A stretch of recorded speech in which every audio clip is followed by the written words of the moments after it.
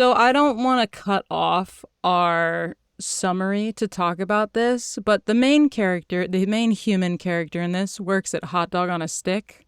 God, I know I've been craving hot dog on a stick. Have you really?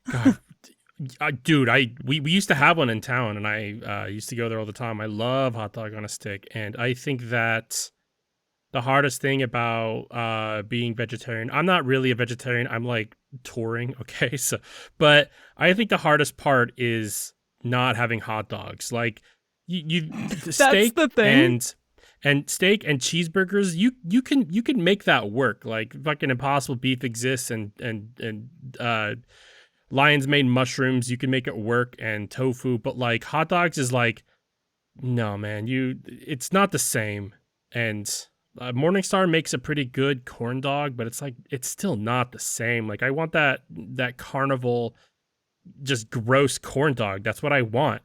I Of miss hot dog on a stick. of all the things that I expected you to have a passion for in your not eating meat phase, hot dogs were not one of them. And I will say hot dog on a stick is very different than just like getting a hot dog. Seriously? But yeah, I just Well, I didn't mean, expect it.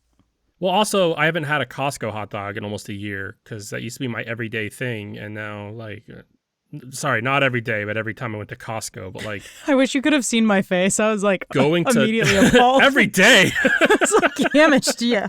Hope you've been getting blood work because you're gonna have heart issues. Jesus. No, but like yeah, every time I went to Costco, I get a hot dog and I'm like, yummy treat. And like, it's been a long time. And I'm like, ugh. So Cause I'm trying to, sorry? I was gonna say, so you're on a very different type of diet than my mom and stepdad are. But my brother has Probably. been making fun of my stepdad because he's on a keto diet.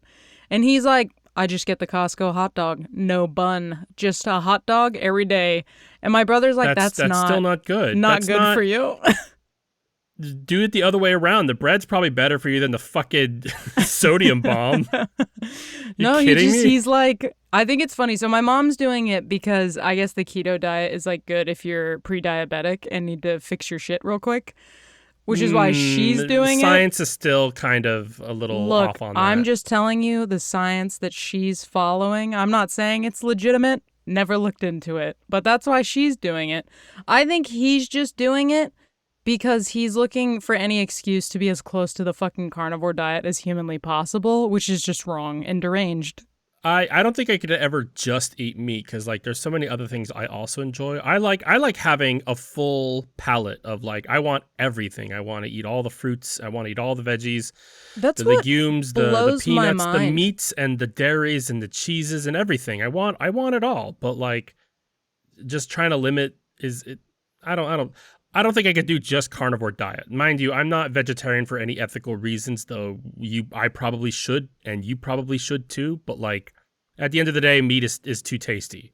But gout for me, it's basically a meat allergy. I'm trying to get to the point where I could eat meat on a somewhat infrequent Semi-regular. basis. Yeah, scheduled, like a once a week versus a not at all. yeah.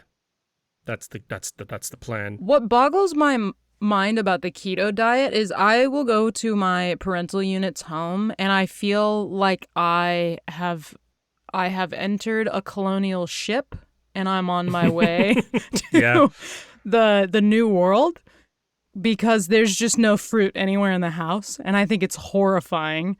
I'm like, a vegetable sometimes hard to come by, but I'm like, I immediately become aware of the lack of fruit and I'm like, I don't necessarily I probably eat fruit almost every day, but it's not like a massive craving that I feel. But when it's absent, I'm like, I can sense that there's no fruit within a quarter mile of me and I need to fix that problem instantaneously. That is weird. Like hot dogs are fine, but apples no. Like the science is just a little murky there. I don't completely trust it. I thought the whole keto thing was a fad diet a couple years ago, and that we've come back around to like, oh no, you need to have a balanced diet with, variety of things and maybe not a lot of just one thing. That's the bad. The Yeah, problem well, is like with pre-diabetics is that sugar's in everything, and you need to just look at the added sugars and just work around it. yeah, well, and for my stepdad, I don't actually think he gets a Costco hot dog every day. I think he's like making a joke, but I'm like, it's probably more than you should still, if Oh we're yeah, being yeah. reasonable. I do think Once a week. I do think it's interesting because I'm sure there's diets that kind of like what you're doing, where it's once I get to a stasis point, I can reintroduce this into a slightly more regular schedule, and I'm sure that's true of what my mom is going through, where it's eventually she can reintroduce these other things like more natural sugars.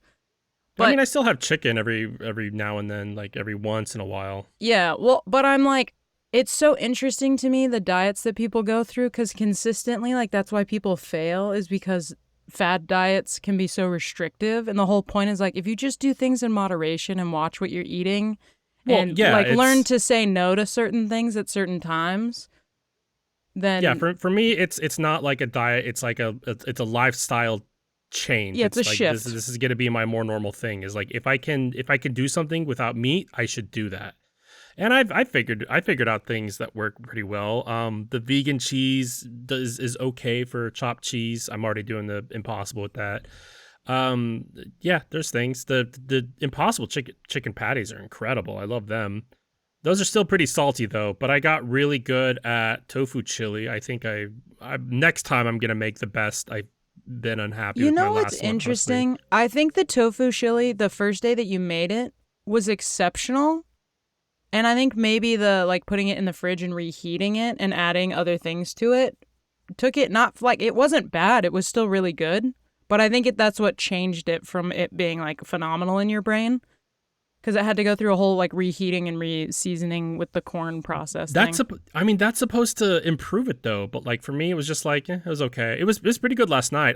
Last night I did chopped cheese with chili and it made the messiest, most delicious thing I've ever had in my life. I'm like, I don't know, like because like the chili itself, and then on a chopped cheese, which is like ground beef and cheese and tomato, onion, mayo, ketchup, and it was just like, damn, Deliciousness. this hit so good. Yeah. Fact checker put a lot of potential benefits for the keto diet. I'm not going to I'm read not them reading all all, that. but I think Yeah, just the one that's relevant because my mom is trying to not be diabetic is the better blood sugar. So I think that's kind of what she's trying to do. But the thing is that like the whole carb thing, like the less carbs, is that carbs aren't like the big culprit Carbs for aren't the enemy. yeah of like your high insulin. It's everything else. It's like, oh well, that's the carbs are what's raising my insulin, but then like you might be eating too much peanut butter too. Like I'm still eating peanut butter, but like I've definitely looked for the less sugar peanut butter because peanut butter's got a lot of sugar. You got to look for the little things that you're not aware of. Taking bread away, little crazy. So all of that to say, hot dog on a stick. I love Delicious, hot dog on a stick. I probably fucking love not hot dog. nutritious, but No, but a I will fan say favorite. the lemonade is worse for you than Oh than god, the corn yes. dog. So the reason that I brought this up is because I just spent about a month with my family, and my sister used to work on Hot Dog on a Stick, and a story came up that I thought was particularly hilarious. So when my sister worked there, she facilitated some type of like supervisory assistant manager role or whatever, where she got to hire people and train them. And through the course of many experiences with people, she managed to hire a girl that used to do porn to do the hot dog dipping, and then twins that she is like, I forced them to work the same cash register every day. Like any day that they worked together, it was unnecessary. Didn't need two people there, but I thought it was funny. Yeah, And that's pretty funny. I love that. I think that the girl that was a porn star used to work there, and then she quit to go do porn. And then like a couple months later was like, I don't want to come back, or I don't want to keep no, not sorry, I don't want to come back, but being like, I don't want to keep doing porn, so I'd like to come back to do this job. And everybody knew Look, that she had left to do porn, so it was funny that she was the hot dog dipper. for every like big porn star, For every like big porn star, like I don't know, insert a random one. I can't think of any at the top of my head. Just kidding, I know them all, every single one. But for every like big porn star, there are 1,000 that do not work out and like are kind of, I don't want to say like on like the kind of sleazy, skeezy, gross end, that do like the kind of porn you find like on DVDs in liquor stores, but that is that. For every failed porn star, there's a successful hot dog dipper, is what I'm hearing. Which is fine. I'd rather have a hot dog dipper in my You're life. like, than a I porn actually care so much about hot dog on a stick. Please come back and dip my hot dogs. I just thought it was funny. I was like, you're such a fucking funny, menace Rachel. that you can't eat hot dog on a stick. No, that's a tragedy. I can't eat Well, it I either mean, if that makes you feel any better. If we had a hot dog on a stick, I'd be like, I'm getting one for that. That's my special treat of the week. Yeah, I'm this is not. my cheat. I'm getting one. I'm getting one. But like Costco hot dogs, I'm like, I can't. It's $1.50. It's a slippery slope. Like a corn dog, I will break the dynamic for it. When was the last time you saw a hot dog on a stick? I'm trying to think back. In town, it's in the 90s, but like they have them in Sacramento. I think was the last time. Like I know I they had still it. exist. I just can't recall like seeing one at any point in recent past. Granted, I don't spend a lot of time in the malls anymore. So Now, Brittany and I spent like a night at a really shitty fucking campground in Bodega Bay. It's the worst place in the world ever. But like, we went to the mall in Sacramento, I think, and they have hot dog on a stick there. oh, there you go. Most I'm recent aware. sighting. Yes. That's actually my X-Men mutant superpower is I have like an internal radar that tells I me where can hot dog on a stick is. geolocate hot dog on a stick. Oh, you've been unmasked. You're the new Public monster. The image can geolocate hot dog on a stick.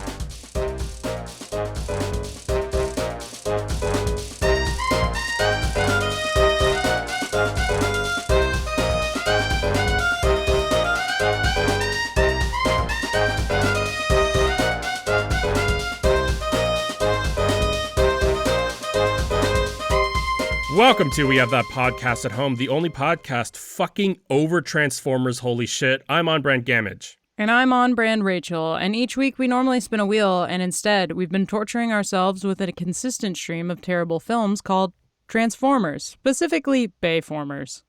Good fucking God, could it come to an end? So we did watch Bumblebee. That is the 6th movie, but technically it's not a Michael Bay movie. Michael Bay is a producer, but this is like not in the Michael Bay franchise universe thing, I guess. Yeah, how the fuck does that work? I was wondering. Because I'm like, you still sort of made it, but you didn't feel like directing this one? He also didn't write. He didn't write any of them. He's not a writer. No, I know obviously. that. Yeah. But I mean, we'll talk about that. We'll get into it. First off, some facts. Bumblebee is a 2018 science fiction action film based on the Transformers toy line character, directed by Travis Knight and written by Christina Hodson. It is the 6th installment in the Transformer film series. It stars Haley Steinfeld. Steinfeld? It's Steinfeld, right?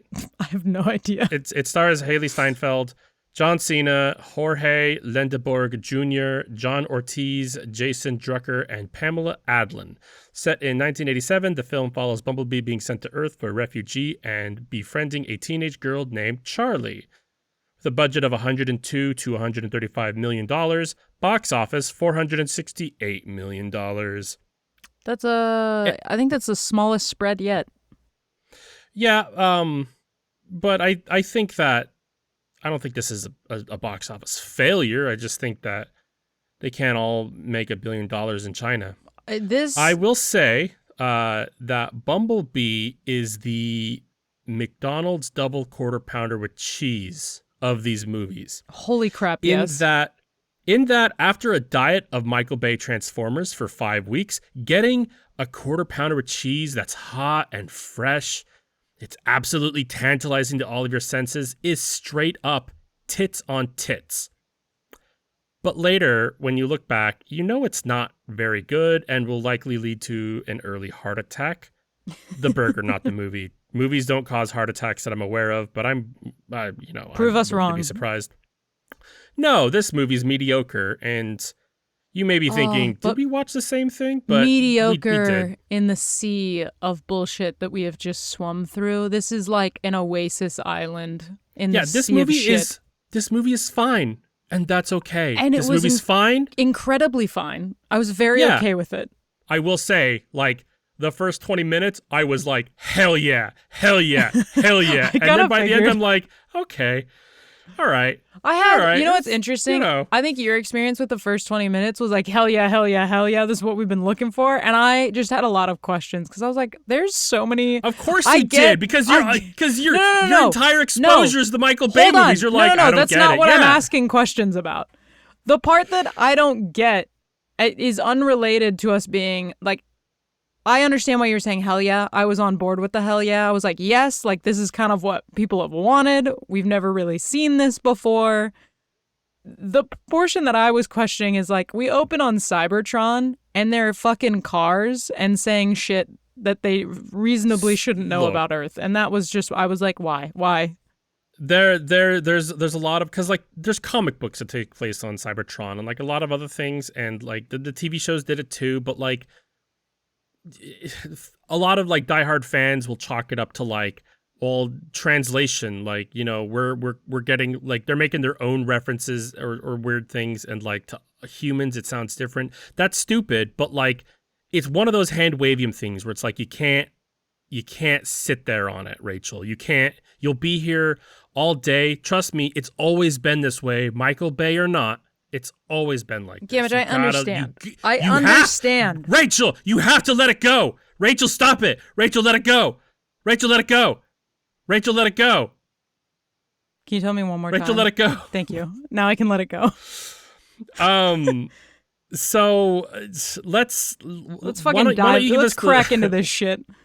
Give us the summary of this movie. Oh, Lord. Okay, we begin our rebooted franchise on Cybertron during a fucking wild battle. It's good. It's exactly what you'd want from a Transformers movie. The Autobots are losing hella bad, so they pull a Superman and they send Bumblebee to Earth in a pod. Sorry, I mean B127. He's not Bumblebee.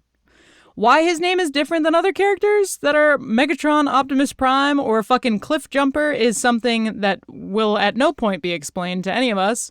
So, B127 crash lands in a forest where Agent Burns of Sector 7 is playing paintball and begins... Sorry.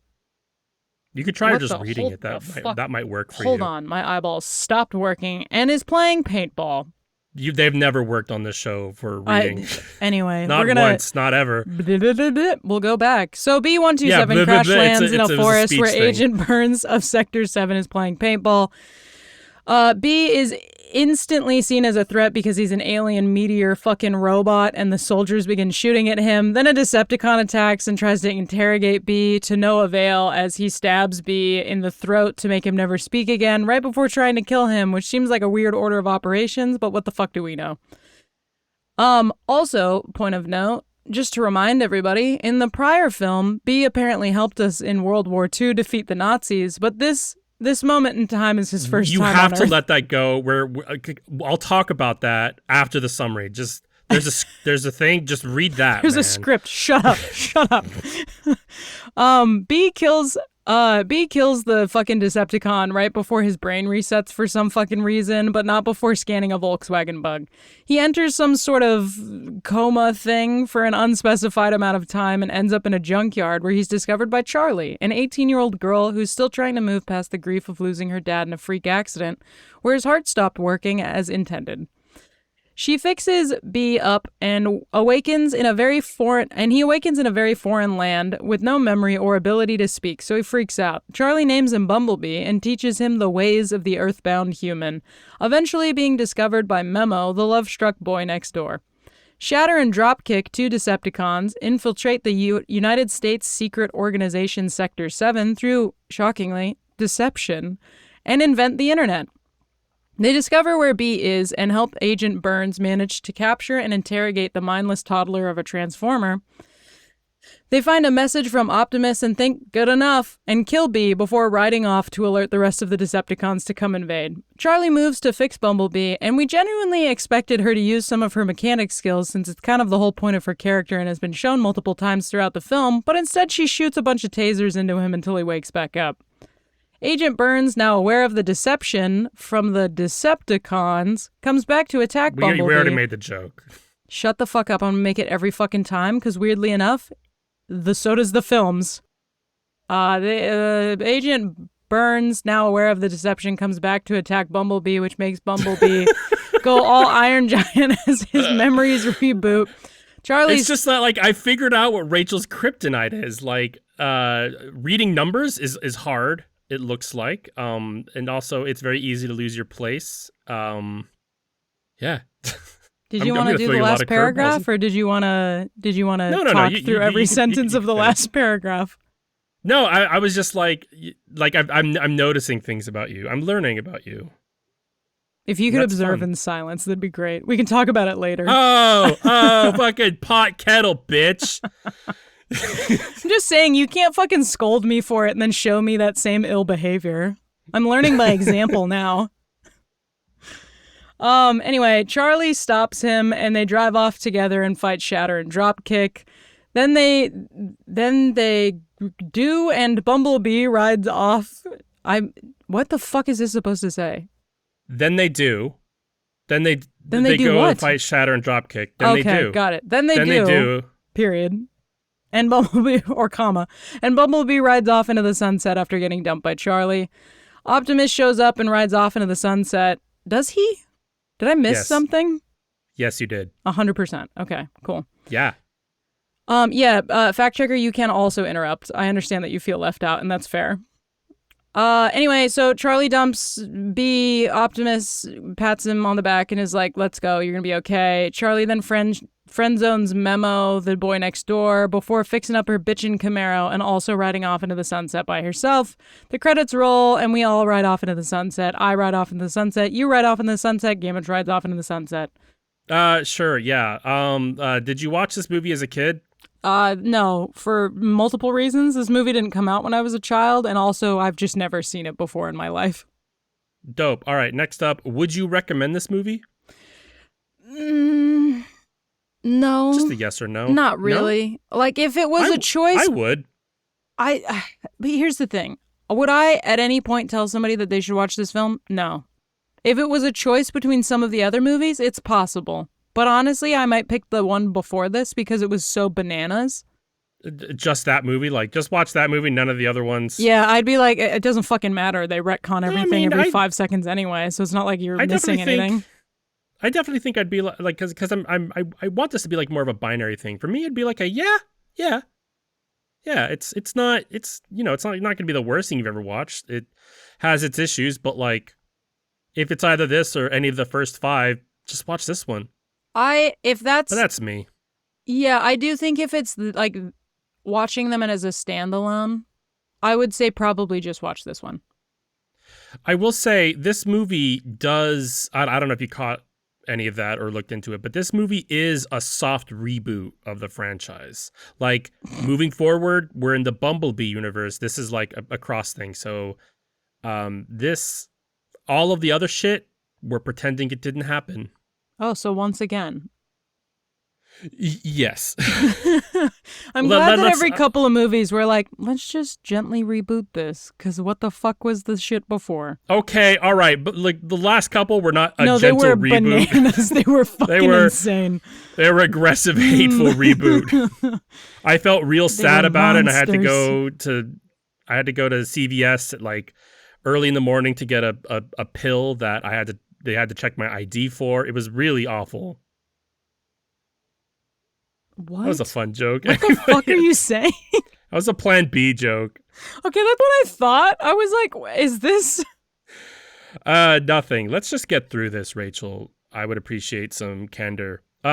So let's talk about the main theme of this movie, which is how to accept loss and move on, or something like that. It's nothing groundbreaking. I think this is one of the first films in a while that has like a legitimate theme that it actually follows. I have to only agree with you. Because, yeah, we start the movie off with Charlie, dead dad, struggling to move past it, unlike everyone else in the family. Bam! That's a theme. That's a theme. Yeah, and we Michael follow Bay, her take through note. the process of moving on. Look at that. An Yeah. arc. Growth. And I mean, I think I touch on that a little bit more later, but moving on. We'll get there. Character design, including how they move and sound. Okay, I'd love to know Fucking how you clean. feel. Fucking clean. Every time you see a Transformer, they look exactly how I expect them to look. Except Bumblebee. He still has a little bit of the Michael Bay chromosomes swimming around in him. But he's been tweaked and he looks fine in my opinion. Sorry, the Michael Bay chromosomes swimming around caught me. Oh, fuck. I do enjoy the mini transforming he does, where he's like partially transforming. Like, I think that's fun. Like, I think that's fun for the character they're going for. It's like they're like, well, Bumblebee was like this badass warrior, but we're gonna make him essentially an alien dog in this movie. Yeah, pretty much. If you ever seen a movie for like E.T., it's E.T. It's like, oh, I don't know, I'm in a foreign place and I don't understand this. I'm gonna destroy things in the process. It's that. Yeah, E.T. but big robot. That's this whole film, which honestly, I will say that this is unrelated to character design. I guess we'll get there with nostalgia bait, but I'm like, this made me really want like a good 80s Transformer movie because I was like, this like has the bones to get there. And if it was just a bit better, I think it would be kind of baller. Yeah, and I agree. I did like that it seemed like the designs were kind of more true to what I think they are meant to look like. And I did really enjoy that.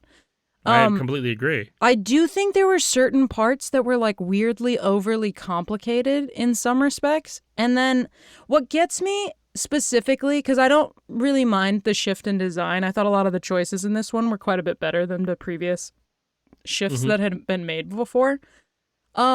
The fucking audio. They keep changing the way that their voices, like if you go from the original, movie with Sam Witwicky, the very first one, they have these like deep, powerful voices because they're these massive fucking robot creatures. And then we have just progressively, like, they sound like weird and hollow and far away a lot of the time. And it's just a bummer because I really liked the vocal audio in the original ones. And it's just like we've been slowly moving away. This is also, the CGI has also been going downhill for a couple films, which is a bummer because I'm like, damn, if we had the CGI of the first movie in this movie, holy crap. I mean, I think that goes hand in hand with the character designs, like the budget of the first one, like all of it went into like the CG, and like this one was like trying to like go a little bit back on the CG, and I think it worked better for my opinion. But again, these are like completely different. Like they weren't going for the same tone in this movie that they were at the first Transformers. Yeah. So that makes sense that like it's shaved down a little bit. I mean, I get like, that. I liked the way that they were mixing their audio originally because it makes sense. I'm like, you're these big, massive creatures, and obviously not all of you are going to sound the same and like as deeply guttural, but it added this other layer of, it added a further layer of them being otherworldly, which I really liked. You're right in that it does make sense for how they were, but like one of my biggest complaints is like how fucking massive they were, and it didn't make sense for the tiny cars that they were. Like I'm not a fan of like Optimus's design for like the first fucking 4 or 5 movies. Like I think he's way too big, and it doesn't.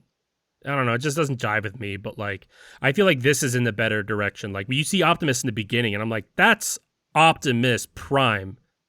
Sir Optimus Prime. That is Optimus Prime. Yes. That more, please. Thank you. I did want to know, how did you feel about their like HUD design? I thought that was kind of interesting. Yeah, I especially because I don't think we actually get any of that before. I think maybe a quick scene. I think it was fine, but like I didn't have a side-by-side comparison because... Yeah, I don't really think that we've seen it before, like you said, except for maybe a hot second here and there. But like maybe Decepticon looking at like secret files, going, "Aha!" Like, yeah, I'm exactly. Like, all right, I'm taking a shit. Come on, hurry up. It did kind of feel like they were trying too hard to imitate Iron Man or something. Like it felt a little weird and off. Yeah, but I mean, it makes sense for what we're working with. Like Bumblebee can't talk, and he's like looking at things, and he's like, "Oh, like." plus it gave context for him like getting his memory restored like in the later part of Yeah, the movie. no, it definitely served a purpose. Okay. Fuck you too, I guess. Brittany left. Hi. My last thought is that I feel like the Decepticons look like jack-o'-lanterns, and there's a specific scene that made me feel that way, and then I couldn't unsee it for the rest of the film. All right. Can we move on now? Do I have her permission? Yes, we can move on. Oh, thank you. Okay. So next up, I wanted to talk about the cinematography, which is vastly, vastly improved in every way. Every way. Like, this is after 5 Michael Bay movies. Like, I feel like the second time I watched it, I was like, that's kind of just okay. It kind of reminds me. It kind of feels like a Marvel movie, and not in a good way. But, like, it was just refreshing that I got to see subtle storytelling that wasn't immediately explained to me like I'm a 5-year-old dog. Yeah. Like the whole photo of the dad, like she just says like, "Good morning, Dad." Like she touches the photo on her way out in the morning, and you're like, context clues. Her dad's dead, and we don't get having that dad conversation of explanation of how he died or anything about it until like quite a bit further into the film, which was nice. Which is exactly how a story progresses. Like you get like a thing and you put it together. It makes you, the audience member, feel like you achieved something. You're like, I'm a step ahead of everybody else. See, I figured it out. It's obvious. I think it also helps obviously, with engagement but like, too. Exactly, yeah. Is you want the audience. That's why in a lot of like the best mystery films and books and stuff, you're not seeing things from the killer's perspective. You're seeing it from the detective's perspective. He's putting the pieces together as you are. That's engagement. Like if you knew in the beginning who the killer was, it wouldn't be very fun. It'd be boring as shit unless there's like an intentional story plot designed around it. Yeah, like if you're making Dexter, sure, but you're not. You're making the guy catching Dexter. Dexter man. Okay. Dexter man, you feel good about that?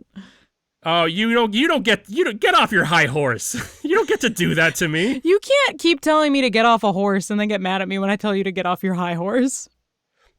I'm not saying my horse is good or high. I'm saying yours is definitely high and mine is low, but you can't tell me to get off mine and then. No, the problem is that we just have the one high horse and we just keep taking turns on it.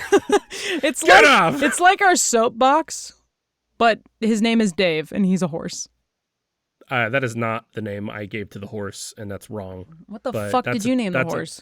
That's a topic for another time. Oh my God. Next up, I wanted to talk about the nostalgia bait of this movie, because it's a thing in this kind of era. But ignoring the other movies, this is still pretty good. It's not perfect, suffers from various problems. Some are problems I don't have. Like, I know that this movie is leaning very heavily into the nostalgia bait of the 80s that happened like a couple years ago. Everything was 80s. I blame Stranger Things on it, but I don't really have a problem with it. Yeah, it didn't bother me. I actually kind of liked it, but I think that's again because we were in a sea of shit, and I was like, I like 80s music. Yeah. This is enjoyable. The themes that they're expressing and the tropes that they're kind of trying to roll through that are traditional to an 80s film, I'm having a good time with. Like, I have other issues, but like the 80s nostalgia bait and the licensed music, they're not it. Like, I don't have a problem with that. I can't believe they're playing Take On Me. Ugh. Nah, man, it's been like 40 years and I'm still not sick of that song. Yeah, Find a better it's still complaint. Fucking good. Well, and that's the thing with this film is there's so many things that I could complain about, but I'm like, it's so fine like that I don't really care to in a lot of ways. Exactly, it's mediocre. Yeah. And I know people hate when something is forced and doesn't add anything to the experience, and I can understand it, but I'm okay with something not adding anything as long as it's also not taking away anything. Yes. Like, it's like the complaints of too many dumb jokes in the MCU movies. You're not wrong, but so long as it doesn't take away from anything from like the tone, that's fine. Like I'll say that the jokes are placed in a way that doesn't take away from like a scene. I'm okay with that. Yeah. But like, people will watch a Marvel movie and they're like, oh, so many dumb jokes. And it's just like, it's a comic book movie for kids. Why don't you chill the fuck out? Yeah, when it's like, have you read a comic book, man? That's kind of what's in there. They're full of dumb jokes. You ever notice how the Sunday paper, like all the funny bits, it's called the comics? Yeah. That's This is why, weirdly enough, it's all I mean, yeah, interconnected. the problems that most people have with Bumblebee are not the problems I have. Like having a girl constantly try to get her car to listen to the Smiths, which prompts Bumblebee to physically spit the music out. That's funny to me on a cellular level. Yeah, I did really like like that gag. I was like, I that's like pretty that. good. Moving on. John Cena, I think might be my favorite character in this movie. I was fucking shocked when he appeared because I did Yeah. 0 to nothing of looking into this film before hitting play and was like, oh my God, that's John Cena. And I'm bummed that he isn't in this more, to be honest. I'm not saying this is one of his first acting gigs, but like this came out when he didn't have a whole lot of acting roles under his belt. Like it was mostly Musclehead A or like John Cena in Scooby-Doo, which doesn't count. But like I feel like this is like one of his first more acty movies. Yeah, Like this his was character, his build up to Peacekeeper. Like, this was the first yeah, step on yeah, the yeah, way. yeah. Like his character makes sense. He's not stupid. Is he a little xenophobic? Sure. He was attacked by Transformers and is the only one across 6 fucking movies to be like, I don't know, guys. They call themselves Decepticons. That doesn't sound like they're good guys I know, to right? me. I still think he was great. Some of his lines felt ad-libbed, which and I think they made it through. Like when somebody's the Ron is just like, I stole a box of Malamars, and he goes, we know. Like the way that it cuts like immediately after he says we know makes it feel like people started laughing and they cut it. Like it felt like an ad-lib, which I'm cool with. No, I liked it. I liked his I character. don't quite understand why he decided to blow up his own garage door. That's a character quirk I'm not It's a question for another time. sure about, but whatever. I also really liked the family. I didn't at first. I thought it was stupid, and the second time I watched it, I had different opinions. I think initially the family is a bit grating because they're kind of Yeah, following some of the exactly. like OG tropes where it's like, Mom, will you get me a car? And Mom being like, we don't make money. I'm never buying you a car. They don't sound like that at all. I'm just trying to imitate the trope here. But I do feel like initially it's like, ugh, like, okay, you have mom, you have new dad that teenage kid doesn't like, and you have younger brother who's supposed to be annoying. But it's also like it kind of works and it's kind of nice. And I think that was the part about this film that was enjoyable is it was like, we've gone through such outlandish shit that kind of leaning into the comfort zone. I was like, this is like the Kraft mac and cheese of fucking Transformers films right now. And I needed this. I needed this break and this comfort of normalcy. All of that, but I also feel like you're very wrong in that like the bare is that these people, the reason I like it is because the bare bones are here. It's really the writing that suffers, but the bare bones of like how deep these characters technically are is here. Like the mother is very anti like, oh no car, we can't afford that. Here's a bicycle helmet for your birthday. It's safe. It's because she's still struggling to move past the death of her late husband. She comes home and the house is wrecked and she's like more afraid for her daughter's safety. Like, of course she's mad that the house is upset, but she's like, what's wrong with you? Like there's a lot here that isn't being said, and I kind of appreciate that, but I also think that there should be a little bit more to it to make it, I don't know, more impactful. Yeah. The mother was the weakest character in my opinion. Ron is a very complex character, and I really, really liked him. At first, you don't think so, because he's like, he's the outsider, and he gifts Charlie a self-help book on smiling more, so you're like, oh, great.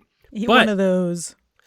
This is... You see the passion he shows when he's going into the details of specific chapters. He's read this book front to back and believes that it helped him so much, and he's trying to help Charlie the way the book helped him. It's cute in a way. Like, he's like, come on, Charlie. Like, he's trying to bond with her and like help her out. And like, you see that throughout the movie. He always kind of, if he has a chance to help Charlie out, he jumps at the opportunity. Yeah, he's doing it. What I loved about that book, too, is I feel like it was intentional I'm trying to lean into the reality that a lot of people experience where you have a douchebag who's like, oh, you'd look better if you smiled more, which is how it initially comes off. But then, like you said, Yeah. when he deep dives and he's really talking about like, oh, when you smile, it releases endorphins, and him going into his personal story, it's like this is such a sweet and thoughtful gift. Yeah. And I know I actually really liked his character. I liked that he was kind of off-putting initially, and I think that was intentionally so. And then you realize that he's genuinely a nice dude. Very much, yeah. He nailed it. And I did like Otis. I definitely felt like a cardboard cutout of Yeah. the little brother character, but like it is the most little brother character I think I've ever seen. The whole fact when she's like, "I need you to lie for me," and like he like has like this whole fucking phrase, like this rigmarole like performance of like, Charlie is upset and she will not be exiting her room tonight. Like that is such a little kid, little brother energy. Like of course the parents saw right through it, but like it just felt very real to me. Yeah, well, and it's like he took on this task and he really took it to heart that he needed to, put his best acting foot forward, but he's a little kid, so that is his best acting foot, which If you've is ever great. seen little kids before, it's that. He did that. Yeah. It's pretty No, good it's acting. perfect. I It don't was know. great. I don't know where he is now. Hopefully not addicted to heroin because he Yeah, hopefully made it from this living a movie. normal life. Now for the elephant in the room, the history revisions of this movie. This movie starts out as one of the hypest things and is to this point the most faithful to the original as possible. Like we see RC. You saw RC, right? Yeah. RC was the white. RC was the white and pink girl robot. Yes. Like that's how she's supposed to look. It's not faithful to the Michael Bay movies at all. No, this is the first one that I feel like is faithful Yeah. to genuine Transformers. Like Optimus actually having the windshields in his chest. I was like, oh my god. Yes. We've gone back. The movie kind of sort of sets up the first one, kind of sort of, I guess. But like this is really more of a soft reset of the franchise because it does the history revision thing, but only with the Transformer lore within the movie universe. Like Sector 7 exists, it's here, but they don't seem to know what the Transformers are. Like they don't have Megatron locked away in some dam. Mm-hmm. So there's that. Other than the nod to like certain character quirks, like Bumblebee speaking through the radio or the whole Sector 7 nonsense, we could just ignore it. There's really no connection to the other movies. Yeah, This not is at all. a soft reboot. Trying to figure out when Bumblebee fought the Nazis or what the Witwickens are up to right now is just going to hurt your brain. So what you should do is watch all of the Transformer movies in a weekend, wait a year until you forget the small garbage details, and then watch Bumblebee. Or just watch Bumblebee. It doesn't really matter. Those are your two options. None of this It's a new dawn, new day, new me, new Transformers. We do get a little bit of actual human history revisionism here, a little bit, just a little bit. Decepticons made the internet. They created the internet. This has easily been the most gentle revisionist history for human beings, which I liked that it was. Obviously, that's a big deal, but it's, I think, the best revision that makes sense. Yeah, I can't get too mad about it. It's not like we've had Megatron for 100 years and we've learned how to make cell phones off of him. Like, ugh, come on, man. What the fuck are you talking about? My microwave was made by Decepticons working in a factory. Also, we do see Optimus saying that he's discovered this planet Earth, which is hidden and no one knows about. Which is like, if any of the other movies are true, that's complete horseshit. Yeah. It was like 17 movies later, actually, sir. I also, have this news movie does. for you. Also, this movie does make I haven't heard your voice since Cybertron. It does make that true. Yes. If we're yes, it does. acknowledging that movie, and I'm not. I'm not. I mean, with this soft relaunch, we're not anymore. But like you said, it does sort of have callbacks, and it does it in a decent way. My probably biggest issue with this movie, maybe my second biggest issue, but it's up there, is the whole thing about Bumblebee's name. Again, I don't know why. So why is I didn't understand the point. Why is Bumblebee named B-127? Like I mean, like, of course there's the whole scene and stuff about Charlie naming him, and it's a big deal and whatnot. But like, why is he named B-127 when everyone around him has actual names? Yeah, I didn't really get the purpose of this, and I understand that there needed to be some sort of connection where he communicates his name to Charlie, but I feel like there were perhaps there other doesn't, ways but, like, to yeah. do that. I agree. Like they could have just Bumblebee like here, like oh it's right here where the VIN number should be, I guess. Yeah. It's on the inside of your door. Cool. It could have a number of things, but like cuz yeah, we got Optimus and Megatron and RC, which is a little weird, but like there's an Autobot who's being tortured and he just keeps repeating, "My name is Cliffjumper." They have names. Bumblebee is just the weird one. Yeah, I don't. Also, Cliffjumper is a wild name. Yeah, it is a fucking strange. There's no cliffs on Cybertron. It doesn't make a whole lot of sense. Yeah, I was thinking about that when I was watching that, and I had a lot of questions about the geographic, geology of Cybertron. Like, what are we referring to as a cliff? Is it just like a building? Like, I don't understand what the fucking difference is for you guys. Yeah, I don't get the name thing. It felt unnecessary and it doesn't really make sense and it's strange and it just kind of makes him seem like he's like a subhuman on Cybertron. And I don't get it. Yeah, like he's literally a dog that just hasn't been promoted yet. Yeah, basically. Next up is I did think it was kind of cute that Bumblebee likes the Smiths when his memory comes back. Yeah, I thought that was funny. Like he's like, after he gets all of his memories back, well, okay, let's give me a second. But like he gets all of his memories back, and then he plays the Smiths on the radio, and this was symbolism that he was too young and innocent to appreciate it before. The Smiths are fine. The lead singer Morrissey, he's a bad person, and you shouldn't try to listen to him. He's not a good person. What did he do? He's anti-immigration, referred to Chinese people as a subspecies. He's a racist asshole. Identifies as homosexual, which isn't a big thing, but like, whatever. What is a homosexual? We didn't discuss that on our Homotropia podcast. I know. I didn't know what that was either. Nor did we assign that a cryptid, so I don't. I'm operating from a lack of. Well, it's Morrissey. Morrissey's the cryptid. He's not a good cryptid. Bad cryptid. So a homosexual is what like the shitty bi like when a bisexual, pansexual, or demisexual is just like I like all humans. That there's a name for that. It's just homosexual, and it's like. Why we got so many names for like the same shit? Yeah, I know, but it's Morrissey. What do you want? Yeah, fair enough. Okay.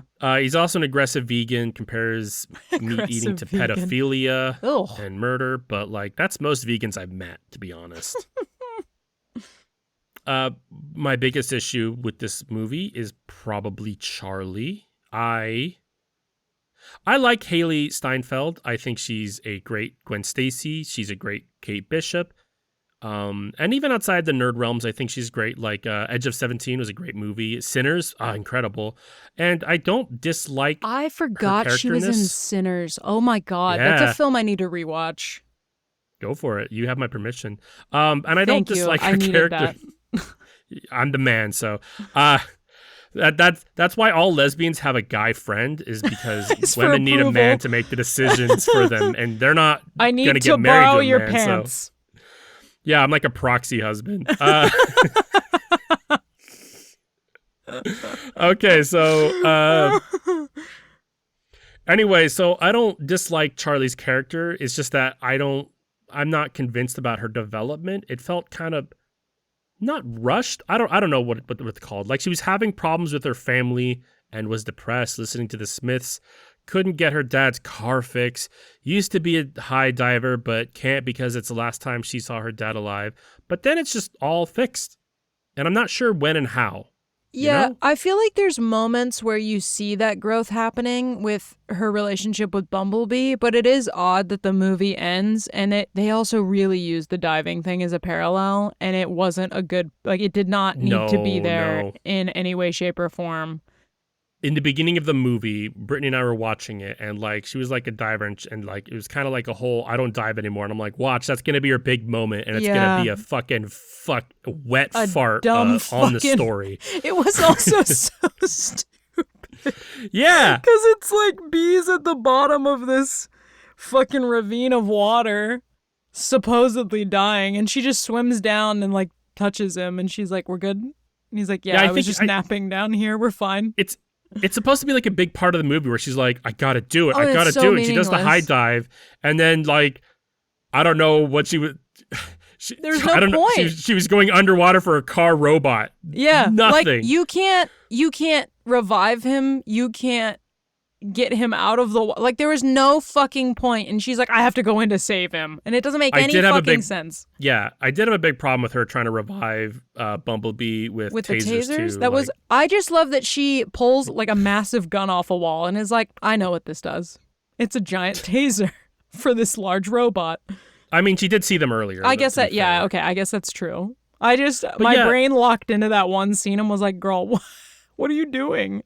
But yeah, it was like the writers just put a sticky note down saying protagonist gets over it for her character story, and actually just forgot to put something real here. Like, and then went, she dives. Yeah, she dives to get to Bumblebee. She dives. Which is such a bummer because I feel like it again, a lot of this film has the bones and potential to be good. Yes. And I think you're right that it's really like if the writing had been locked in, this actually could have been a really good film. And it's a fucking I don't want to bummer. undermine Charlie as a character. I still think she's the best written character in the entire franchise so far. I just also don't want to go easy because she wins by default. Gamage, I'm fairly certain she's the first human being to hug a Transformer. Am I wrong? I mean, Megan Fox hugged Bumblebee, but Sam was between them, and she was basically pumping him on the car. No, I guess you're right. I was like, what scene are you talking about? And then you're like, and then Sam was between them, and I went, I guess where we're going. Yeah, I think she's the first person to hug a Transformer, which I think is odd, to be honest. Especially because, like, we spend the movies, like, with the antagonist dehumanizing the Transformers, and then you expect there to be kind of, like, more, like, sideways affection between humans and Transformers. Like, I love you, Bumblebee. Like, none of that. Yeah, but I also think that Sam, I feel like, in the first movie has a good connection with Bumblebee, and like you can obviously see in some of the scenes where he's expressing a lot of emotion about Bee being hurt, but then I don't think they ever have a physical connection like that. He's just like, "What's up, Bee?" And that's good enough. So this movie was it's like a 5 out of 10. It's like a flat, like, it's okay. It's like a percent past okay. If you just watch Transformers, this is the best thing you've ever watched ever. You'd be like, damn. But like later on in the evening, you're eating your sad little cheeseburger, the non-McDonald's cheeseburger. You're like, I don't know, man. It perhaps wasn't all it was cracked up to be in my mind. Yeah, it's okay. Do you want to stop talking about Bumblebee and talk about Spider-Man? Holy shit! Yes. For the love of God. Spoilers ahead. Yes. We did just spoil Bumblebee and didn't warn you, but who cares? But who gives we are a talking fuck? about Spider-Man Brand New Day. Oh my God. Rachel, did you watch this as a kid? Yes, because I felt childlike in the theater. Yeah, I agree. So you liked it? I fucking loved it, and I genuinely think this might be... I think this has taken the cake for my favorite Spider-Man film. It easily has for me too. Like, Into the Spider-Verse holds a special place, but like this movie felt like the best. It felt like the best Spider-Man movie, but it also felt like a great movie. Full stop. Regardless of being Spider-Man or not. Yeah. Like this felt like I felt like an adult. Like this, yeah. It feels like an adult movie, and God, like by the end, like you're watching the end credits, and you're like, I feel like I just watched an actual movie. Yeah, like a true film. This wasn't a comic book, goofy bullshit movie. It was truly good. Yeah. What was your favorite scene? Oh, fuck. That is really hard to pick. I have a favorite scene. Like the moment I saw it, I'm like, this touched me in the way that I should report it to some federal organization. I'm feeling like a child, but I won't. And an adult in this film, and then this touched me, and now I'm not sure. Fuck, that's so hard to choose from. can I give you my top 3? Because I Yeah, don't know give if me top I. 3. Okay, so I think. Fuck, I actually don't even. This is so difficult. I really loved the scene where he tells MJ that he loves her, and she tells him, "I don't love you. I don't even know you." That's a good. I love that It's scene. That is a so very good. like it makes so much sense, obviously, because she has no memories of him, but it is so like beautifully tragic.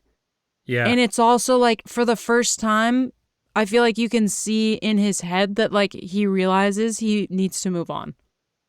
Yeah, like he's realizing like it's never gonna be how it was, and like Yeah. he said that to himself, like it's not gonna be the way it was before. But like Mm-hmm. this is the first time he's like, it's really not gonna be how it was before. Especially Yeah. after the whole like Jean Grey took over her mind and like did the kissing and like I missed you so much, Peter. I Mm-hmm. remember everything. Like that.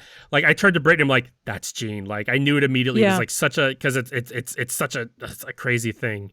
Well, and I That loved yeah, I the love that scene. It was a I great love the scene. part where she's like she walks away from him a little bit and immediately says the line about there's not a single memory of you kicking around up here. Yeah, she doesn't think about you at all. Like, Yeah. that And cold. it's so like horribly tragic. Yeah, Um I think one of my these aren't necessarily in order. of course. Yeah, I loved the ending part where he walks into the crowd and everybody's like cheering for Spider-Man because they're that's jazzed a that he's good fucking okay. scene. It's so good I just love there's so many, and we'll get to them because we're gonna because it's talk like a about this. realization. It's definitely like he's like, oh Well, it's you've come full circle from the previous films where he's walking through a crowd and people are just slandering Spider-Man and yeah, like just hating him. And now you have this full circle moment where he is in the crowd being truly loved. And I feel like I don't actually remember if Andrew's Spider-Man gets a scene like this, but I feel like yeah. Toby's when he stops the train and they pass him back through is like that's kind of a moment in time where you see like the city really cares about Spider-Man and whoever the man behind the mask is, all in one. And I feel Andrew like you Garfield had a. Sorry. I figured he did. I just like I can't remember the exact scene in my It head. was it was at the very end of the second one. It's after Gwen Stacy dies, and then he like takes a break, and then he comes back because there's a giant robot rhino, and then he comes back and like everybody's cheering for him, and he's just like, it was kind of like a like back to business kind of thing. Mm-hmm. Like it had a more impact watching it, but I know a lot of people hated that movie. I They can I suck didn't it. love it, but like I didn't hate it either. It's fine. Yeah, and But I just like I love that he finally got this moment where he gets to feel how much people have been he impacted by his realized existence. he realized he doesn't have to be alone, and Yes. that's because this movie, I'm such a child that I need Spider-Man to tell me to stop isolating myself so much into my own world, because Isn't I that do. incredible? I did the I'm the same worst thing. at it, but I'm like, God, I need to reach out more. I need to talk to people more. I need to do stuff, and like Yeah.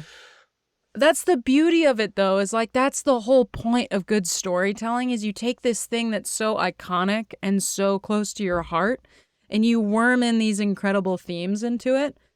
And now you're leaving the theater as an adult but feeling like a kid, and it's like there's a small part of hurt childhood you that's in there going like, "You know what? You're right. Like I don't need to isolate myself and I can be connected to other human beings and that's actually a good yeah. thing even if it's scary." Apparently, because this movie got changed around a lot in the editing phase and the writing phase and even the acting phase. Like there'd be like parts that were ad-libbed or like scenes that were changed around. So this movie, when things like that happen in a movie, usually not a good sign. You usually get like a weird Frankenstein mess of like a movie, like the last Fantastic Four movie, not the good one, the bad one, where like that was like a lot of rewrites, a lot of reshoots, and like it ends up kind of like this. I don't know what you guys are going for, but you clearly missed it. But like this movie made it work, and I think that has to do with a fucking incredible cast, director, writer, screenplay, all of that brought it. Like apparently early on, they were doing the scene where Peter Parker's talking to Aunt May's tombstone, and apparently he ad-libbed the line, I decided I decided that like this will make you happy, but I'm not going to do this alone anymore. And like that was an ad lib line, and that changed the entire tone of how they That's filmed the such a rest of the good movie. ad lib line. Like, yeah, they like modeled the rest of this movie around like this isolation, like because it was always going to kind of be like a sad-ish movie, but Yeah. like that brought out a lot more of it. What was another of your favorite scenes? I think for sure the scene where him and Jean are in his own memory was really beautiful. That's a But good one. I think, yeah, there's just so many really good ones to pick. I'm Especially caught. because especially because I love how he beat this villain not with like fisticuffs. Like he Yes. used his own experience. That's a big thing in the Spider-Man comics is like whenever he like the whole Doc Ock thing when Doc Ock was like invading his mind and took over Peter Parker. He's like, I'm Peter Parker now. Peter Parker basically zapped all of his memories and loved ones and cherished quotes from Uncle Ben and stuff. He did that. And like, that's kind of what changed Doc Ock into like, oh, I'm going to be a better person now because of that. It didn't work because it's comic books, but But the point is there. yes, yeah. Yeah, I just thought it was so beautiful that, like you said, like he's not using fighting to save the day in that aspect, and he's just approaching that situation with such raw compassion and understanding. And it was, oh my God, sorry, I slapped my mic. I got too excited. It was just I get it. fucking beautiful. And then, Yeah. the scene right before that when he The accepts VMAX scene. oh my God. Fuck, Sorry, that I didn't mean to scene derail you, was but like, soul crushing. especially That because was like, I didn't know what it was going to be, but the second I saw that, I was like, oh my God, how could it be anything else? Like, this is the most beautiful Yeah. fucking story writing of like, this is the last thing that your sister saw before she died. yeah, and it ended up being like not Rosebud so much, but like kind of just like nonsense of like this is just a dying thought. Yeah, And it's so there's especially no because meaning like to it. It's just a desperate call for help. That's it. especially because it meant even more in what this like this is a Spider-Man movie. You have people like me in there and where Brittany like goes, "What's VMAX?" And I'm like, "I have no idea, but I'm racking my brain trying to figure it out, like what connection does it have to Marvel?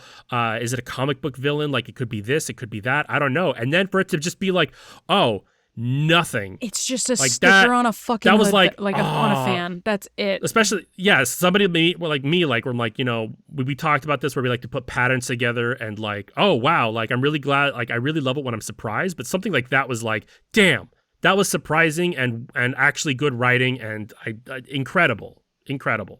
Yeah, just All right, what was your favorite? My favorite scene in the whole movie is when Spider-Man is playing Legos with Ned. I was going to say That was my scene- next one, is I was like, that's such a beautiful, beautiful, perfect scene. Cause like you spend the whole movie like kind of sad and Peter's going through all this stuff and like he's trying to figure out like his own biology and then like there's a scene where like he's just talking to Ned and it's just the three of them hanging, like Ned doesn't know that it's Peter Parker yet. But like they're just playing with the Legos and quoting Lord of the Rings and then MJ is like drawing them the way that she used to draw them in high school. I think that but like that scene was like such a break of the isolation that like it made me think about like things that I have been missing intentionally. Like how many times I'm like, I don't want to talk to people. It made me think about like how many times have I shirked responsibilities with friends or like been like, I don't want to do that because I'm too tired or I just want me time. And like, when did me time become the standard in my life? Yeah. Like there was a lot of like just crazy things. And like that scene just kind of like made me like, I don't know, almost break where it's just like, I'm relating to this isolation and then I see the cure for the isolation almost immediately. It's like this effortless, beautiful thing. It is an incredible scene. And like being a big Spider-Man fan, like it's not when he goes like crazy and then thrashes Scorpion. That's a great scene, but like it doesn't hold a candle to me in comparison.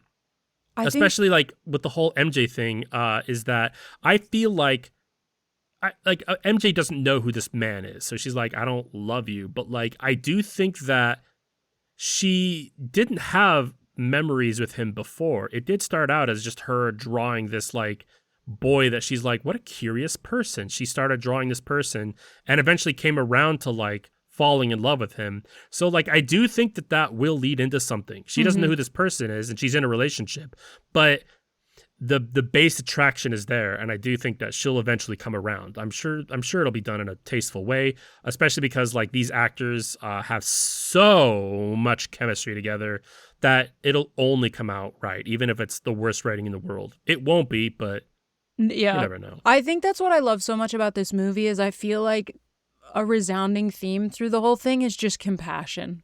Because even Very much so. the way that we get the scene with Ned is like basically Spider-Man and MJ have their breakup scene and it sucks and it's horrible. And then she goes to leave and she's like, I actually don't have a car or phone. Can you take me home? And it's like this awkward experience, but like he's a nice dude. Like he's never going to be like, no, fuck you, walk home. And then they're both standing there when it's time for her to leave. And she, even though she doesn't know this person, is like, do you want to come upstairs and hang out with your best friend? Like, can I reintroduce you guys?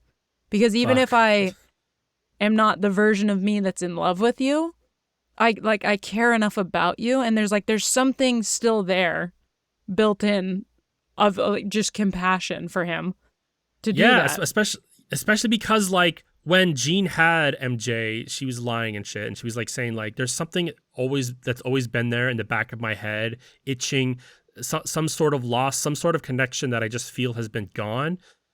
She's lying, of course. It's not MJ, but that was Ned.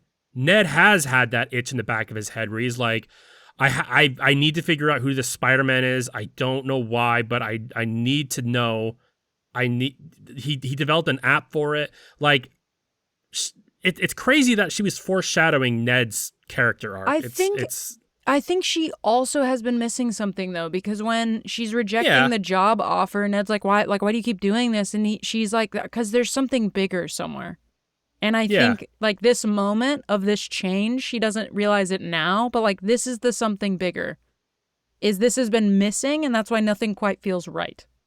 I'm sure that Jean even saw that too and just like used that for fuel. Yeah. Honestly, like, and then like when she was when Spider-Man is swinging with MJ, at that point I'm like, that's not MJ, because MJ does not do well with the webs. No, oh my God, there were so many good, so many little great tiny scenes, details in this movie, and oh my God, I'm sure that you caught all of them, and you maybe have caught more than me.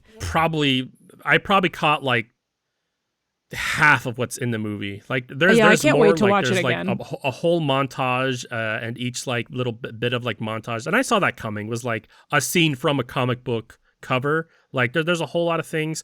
I also love how in the comic books it's basically a joke at this point where every time Punisher's near Spider-Man he shoots him and almost kills him or does kill him. That's how he died in Ultimate Spider-Man too is so good. I was so like, because I love Punisher, and I'm like, I don't know how this will translate to the live screen. Like I'm sure it'll be fine, but I wasn't expecting it to be this good. I'm like, wow, that was way better than I expected you guys to pull off. I'm genuinely surprised and pleased in every way. Well, and their relationship worked so well, and I love the scene where John Barenthal's like, do you think that me being alone is a choice? He's like, if I had any other fucking option, like if my wife and my kid were alive, like I wouldn't be sitting here being you right now. Like isolation is the real theme of Spider-Man Brand New Day, and I feel like that like to the point where it's almost tone deaf. It's like isolation, and you're like, by the end of the movie, like even a toddler understood it, but like it was done well in a way where you're like, yeah, that was really good. Yeah, you're like, I hear you, and I hear you because this has impacted me. And I marathoned all of the other movies before seeing this one. Like on the day of, like I was at work, so I'm like, I'll just put on all the Spider-Man movies. I want to do that and then rewatch it again.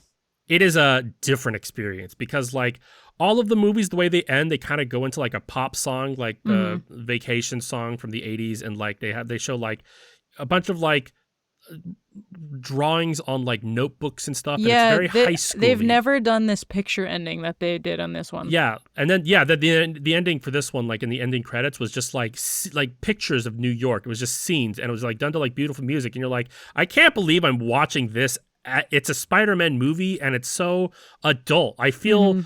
I feel refined and grown up, and it's weird.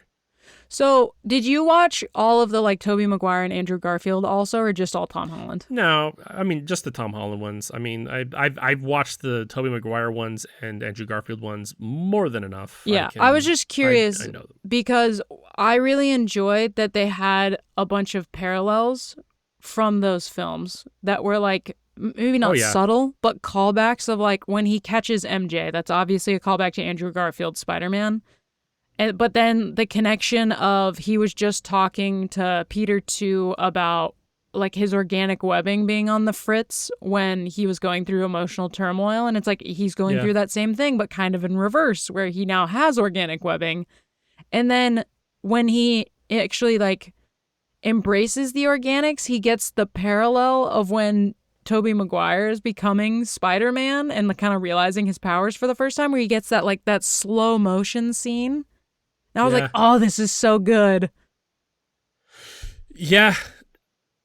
I mean, I only have incredible things to say. Honestly, even if it were a bad movie, I still would have watched and been like, I love it, watch it. But like, I genuinely just, it's a very well done movie, and I feel like this may be the only Spider-Man movie that actually has a chance at like an Academy Award. Yes. Not counting Into the Spider-Verse, because it definitely Yeah, won that's not the animated, and fair. it was hell. Yeah, Not fair to compare because they're two very different beasts. This is the first Spider-Man movie that I've ever watched, and I'm like, I will watch this for the rest of my life. The other Spider-Man movies, sure, like they will circulate back into my life, but this one, I left with the like knowing for a fact that I'm going to repeatedly watch this film for the rest of my life, and I will make a point to do so. It won't just be like, I'm kind of into Spider-Man right now, like let's marathon the movies. It's I will go seek yeah. this one out in specific. Which is exactly how I feel about Into the Spider-Verse as well. Yes. Oh my God, that one's I also incredible. story, great themes, great characters, great acting, writing, all of that incredible. But like one thing that like I did want to gush so much about is I'm how excited. I'm curious if it's the same thing that I have. is the practical effects and uh the choreography are both incredible. Like after watching the other movies, they are a little CG heavy. Like when Peter Parker has the spider suit on, like I didn't realize how CG it looked until I had like a side by side comparison. Like I knew Yeah, there it's was like it was wildly CG different. touching, And but it's then you're seeing weird. this suit and you're like, he's wearing that fucking suit. That suit is And on. he's You can see his wearing that eyes. suit, girl. You could see his eyes through the holes. Like it's Yeah. great. Like it felt real. The choreography was great. Like because they actually had like again practical effects. It wasn't just a big CG fight. Like shit was happening. I wanted What did to you think I was know gonna say? how you felt about the swinging at the very beginning of the film and his style. I loved it. I think that it is about the same as most of the other ones. Okay. I was just curious because I don't know if we've ever gotten like a first person swinging view or a over the shoulder quite the same did way. In the teaser for Amazing Spider-Man, like when it was like when they were first teasing Andrew Garfield, he was like swinging and then like jumped on a window. Then you see his costume there, and people were like, "Ugh, it's gross." And I'm like, "Awesome, we're It's Spider-Man. foul. I don't care." I just loved that the movie started with like, such a personal version of swinging, and then I like that we got to see his specific style. And you're probably right that it's similar to everybody else's, but I can't in my brain. I've seen other remember people those. talk about like I've seen other people talk about like how it's like there's only so many ways you could swing with like flourish, and it's like yeah, and that's here too. Like it's about the same as like playing the video game. I just don't think I we've think ever Tobey gotten Maguire to see was Tom too stiff. Holland's flourish before. And I think that's what Yeah, I 'cause liked about it is because like he's always been around and swinging, obviously, but I don't think we've ever had a scene where it is intentional that he's just like having fun swinging around. Yeah, you're right. I think that I might be because like Andrew Garfield and Tobey Maguire, they'll swing because like for some things they have to, but in this it definitely felt like they wanted to focus on like look at him swinging, and perhaps that I am too Look at him. Look at him. look at swinging. him, look at this boy, look at the swinging boy, and it's more than likely that like it washed over me a little too fast because I play a lot of the Spider-Man games. Yeah, So that would like make a lot of sense. so I am used to like I'm swinging. This is Spider-Man swinging. So when that happened, I'm like, yep. Like It's it happening. kind of internally checked the box, and then I just moved on to everything else. Something I do want to know how you feel about. How did you feel about the portrayal and storyline of Hulk through this? I liked it. I had a theory early on, before like when they announced that Hulk was going to be in this movie. I had a theory that like Bruce Banner doesn't know who Peter Parker is, but I get the feeling that Hulk is going to remember Peter Parker and be like, no, that's my friend, and then like not kill him or something. And I feel like that actually did happen. Like like he realized who Spider-Man was and then like backed off. Yeah. I thought it was great. I did like that they finally addressed what was happening, because like Bruce Banner is kind of going off into this whole like, oh yeah, I'm completely balanced now. But then it's just like, but then why are you wearing the wristband that kind of suppresses it? It is a little weird, but like I'm glad that they finally like discussed how they are still two different people, and he was like siphoning the Hulk powers for himself basically. Another thing that I think is crazy that may have long repercussions was his invention of like the universal Oh limiter. That's yeah. gonna be a big thing against the mutants in What? in a Yeah, I was like, future what a movie. fucking setup for X-Men to create a universal inhibitor for every type of mutant. Fucking insane. Apparently they cast Samara Weaving to play Emma Frost. I'm pretty stoked about that. But that means that they're going to be a different aged Emma Frost and Jean Grey, which means that whoever gets to be Cyclops, that's who they're going to go with for love interest. I don't know if any of this means anything to you, Rachel. No, it does. Sorry, I'm trying not to burp into the Okay. microphone, so I'm just being quiet. This movie made me want to rewatch all the X-Men movies too, because I You really should. enjoy the OG X-Men. I kind of didn't, because That's okay. I was I a have opinions, wee but babe when it came out, which is you, why I liked you it so much. you should give him a rewatch though before Doomsday in Yes. Avengers Doomsday, because that's gonna be a thing. So Yeah, I gotta it'll be catch fun. up on so many things in the Marvel universe, but then this is a good way to get me back into it for sure. Yeah.